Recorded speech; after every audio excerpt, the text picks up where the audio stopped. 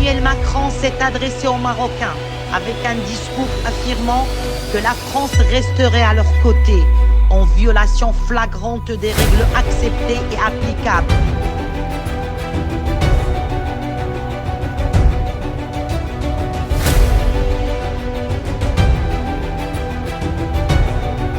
Maroc le 17/9/2023. Une déclaration de condamnation contre le discours irresponsable et rejeté du président de la République française adressé au peuple marocain.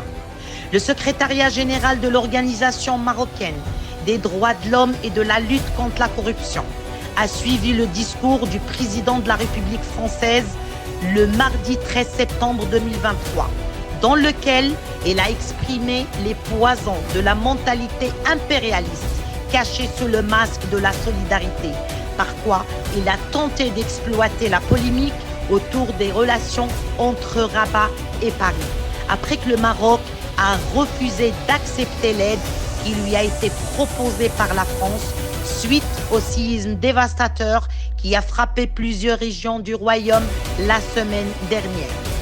Emmanuel Macron s'est adressé aux Marocains avec un discours affirmant que la France resterait à leur côté en violation flagrante des règles acceptées et applicables à diverses occasions qui tirent leur légitimité et leur force des sublimes discours royaux de Sa Majesté le roi Mohamed VI, que Dieu l'assiste.